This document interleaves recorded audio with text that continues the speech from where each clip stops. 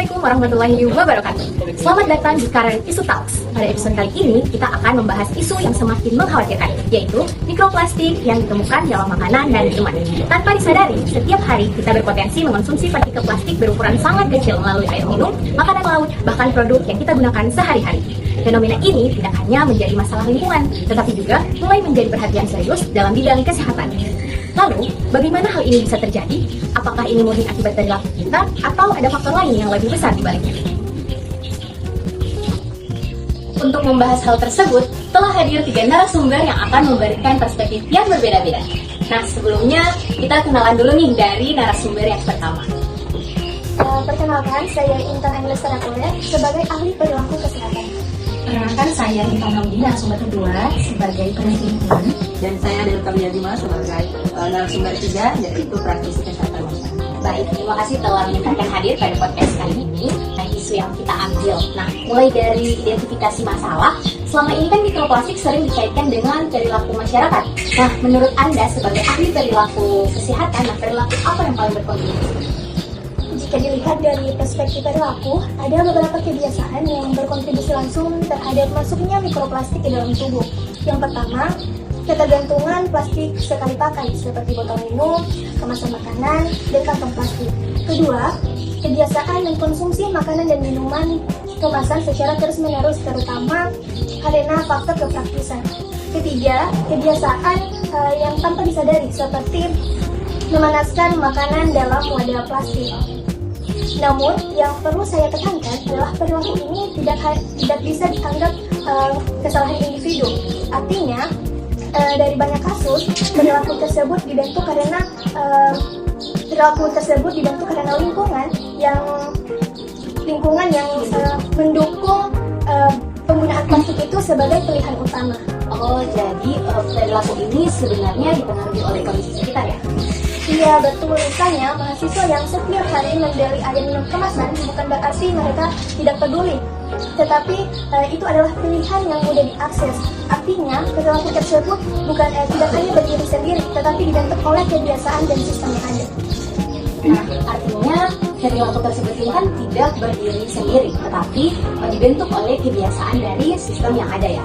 Nah, jadi kalau macam dari perilaku tersebut nih ya, kita masuk ke analisis penyebabnya. Nah, menurut Anda sebagai narasumber peneliti lingkungan nih, apa sebenarnya akar masalah dari fenomena ini? Baik, terima kasih. Jadi sekarang kita menganalisis ya terkait dengan masalah mikroplastik. Jadi jika dianalisis lebih dalam, ternyata akar masalah dari mikroplastik ini dia tidak hanya berkaitan dengan perilaku, tetapi juga berkaitan dengan sumber yang lebih besar. Apa itu? Itu berkaitan dengan produksi plastik sendiri. Nah, kenapa? Karena yang pertama, produksi plastik sekali pakai yang sangat tinggi itu karena dia bersifat murah dan juga praktis. Yang kedua, itu berkaitan dengan kurangnya pengelolaan sampah yang optimal. Nah, jadi plastik ini itu dapat terurai menjadi mikroplastik di lingkungan. Yang ketiga, kurangnya regulasi yang ketat atau yang tegas terhadap industri itu sendiri. Saya juga menekankan bahwa memang sebenarnya masyarakat ini hanya akan menggunakan apa yang telah tersedia di pasar. Jadi jika hampir semua produk itu menggunakan plastik, ya maka memang pilihan dari masyarakat itu akan sangat-sangat terbatas. Oke, jadi berarti masalah ini sudah bersifat sistemik. Iya, benar sekali. Memang masalah ini sudah bersifat sistemik karena memang mikroplastik itu ternyata bukan hanya berasal dari kemasan, tetapi juga dia berasal daripada pencemaran lingkungan itu sendiri ya. Jadi saat ini telah ditemukan adanya mikroplastik di dalam air minum, di dalam makanan laut, dan juga di udara. Nah, saya juga pernah menemukan penelitian terkait dengan mendukung pernyataan tersebut. Itu di jurnal penelitian di Eko dijelaskan juga ternyata mikroplastik ini dia bisa masuk di air minum. Di dalam penelitian itu dia masuk ke air kemasan dan juga air keran. Nah, berkaitan dengan makan laut, itu ternyata di penelitian itu didapatkan bahwa mikroplastik ini masuk di ikan, udang, dan juga kerang. Nah, di bagian udara, mikroplastik itu masuk ke instalasi perkotaan. Nah, ini juga menunjukkan bahwa paparan dari mikroplastik itu dia terjadi sangat-sangat luas dan sulit untuk dihindari. Oh, jadi sulit dihindari ya. Iya, Jadi kalau dari kondisi tersebut nih, tentu tidak semua kan bisa ditangani sekaligus. Nah, menurut Anda nih sebagai praktisi kesehatan masyarakat, nah apa yang harus menjadi prioritas utama? Baik, terima kasih. Apabila kita lihat secara kritis dan kita pikirkan, sebenarnya prioritas ini tidak bisa fokus pada satu aspek saja, karena seperti topik yang kita bahas hari ini, yaitu mikroplastik yang sudah ditemukan di makanan dan minuman merupakan ancaman yang tak terlihat, namun penyebab-penyebabnya terlihat dan banyak faktor penyebab. Namun apabila kita harus memprioritaskan atau mencari prioritas utama dari masalah ini, maka saya bisa memutuskan prioritas utama yaitu perubahan perilaku, di mana perubahan perilaku ini kita ambil secara realistis. Memang banyak yang berpendapat bahwa melakukan perubahan perilaku pada individu ataupun masyarakat tidak semudah membolak-balikan telapak tangan. Apabila kita lihat dan kita pikirkan secara kritis, sebenarnya prioritas utama tidak bisa difokuskan pada satu aspek saja. Karena yang kita ketahui bahwa mikroplastik sudah ditemukan di makanan dan di minuman, dan ini merupakan ancaman yang tak terlihat, namun faktor penyebabnya terlihat ya, banyak faktor penyebabnya. Nah, apabila tetap dibutuhkan prioritas utama dari masalah ini, maka menurut saya prioritas utama yaitu perubahan perilaku. Perubahan perilaku ini diprioritaskan karena kita melihat secara realistis. Nah, banyak yang mengatakan bahwa melakukan perubahan perilaku pada individu ataupun masyarakat tidak segampang atau tidak semudah membolak-balikan telapak tangan. Namun, perlu digarisbawahi perubahan perilaku yang saya maksud yaitu perubahan perilaku yang didukung oleh sistem yang ada. Karena selama ini pendekatan sudah dilakukan, namun banyak menekankan pada individu tanpa melihat kondisi sistem yang ada.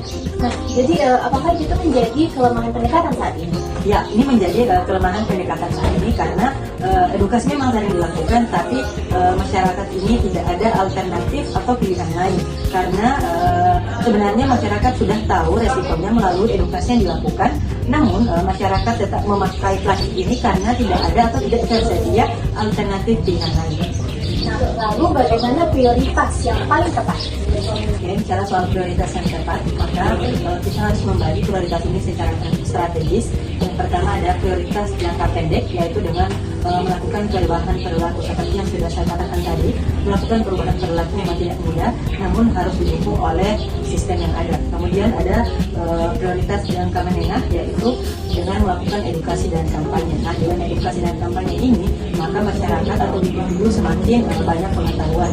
Dan yang ketiga yaitu melakukan regulasi atau pembatasan produksi plastik pada industri.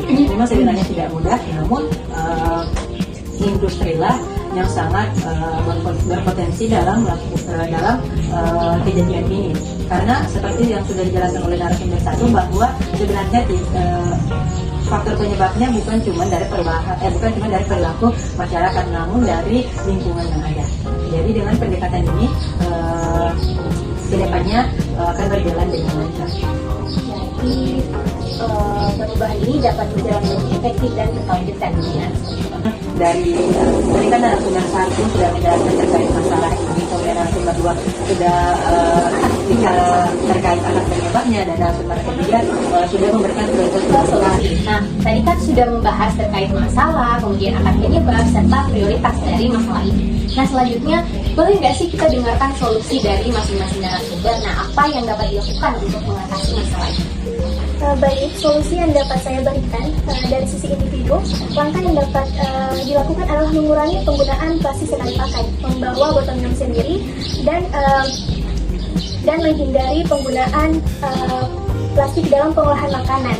Namun yang perlu saya tekankan adalah konsistensi, di mana perubahan perilaku harus menjadi kebiasaan, bukan hanya sekadar dari tindakan sesaat. Baik, kita sudah mendengar terkait dengan solusi dari individu. Nah, kalau di bagian peneliti lingkungan, saya sendiri akan memberikan solusi terkait dengan masalah sistem. Nah, jadi dari segi sistem, solusi utamanya itu adalah mengurangi produksi plastik dari sumbernya. Nah, kita tuh hanya berfokus pada bagaimana sih caranya untuk mendaur ulang, tetapi kita juga melihat bahwa produksi plastik ini ya terus-terusan meningkat gitu. Baik, untuk dari segi sistem, jadi solusi utama itu adalah mengurangi produksi plastik dari sumbernya. Nah, kita itu hanya sering berfokus pada bagaimana caranya untuk mendaur ulang, tetapi kita tidak melihat bahwa produksi plastik ini itu terus-terusan meningkat. Nah, diperlukan pembatasan produksi plastik, terus pengembangan bahan alternatif, dan perbaikan sistem pengelolaan sampah. Nah, tanpa intervensi kebijakan, maka solusi ini akan sangat sulit untuk dijalani. Baik, dari narasumber 1 dan narasumber 2 sudah memberikan solusi terkait dari perspektif individu, kemudian dari perspektif sistem, maka saya akan memberikan solusi dari perspektif kesehatan masyarakat. Nah, dari solusi yang harus dilakukan ini yaitu solusi yang harus terintegrasi, di mana solusi yang terintegrasi ini meliputi edukasi, kemudian ada kampanye perubahan perilaku, dan yang terakhir yaitu melakukan kolaborasi antara pemerintah atau sistem, kemudian pada industri dan juga masyarakat, karena ketiga-tiganya ini sangat bersangkutan dengan masalah yang kita bahas pada hari ini. Yang terpenting solusi harus dilakukan secara realistis dan berkepanjangan. Nah, dari penjelasan tadi nih, apakah langkah kecil itu juga bisa berdampak besar? Ya, langkah kecil yang dilakukan bersama-sama akan memberikan dampak besar di masa depan. Dari diskusi hari ini, kita dapat memahami bahwa mikroplastik merupakan masalah kompleks yang melibatkan perilaku individu, sistem reproduksi, dan kebijakan.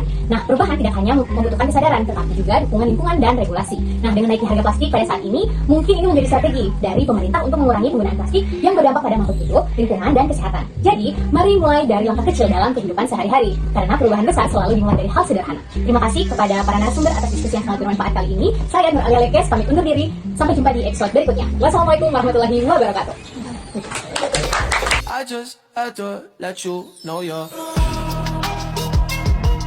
She a happy baby, she a happy baby.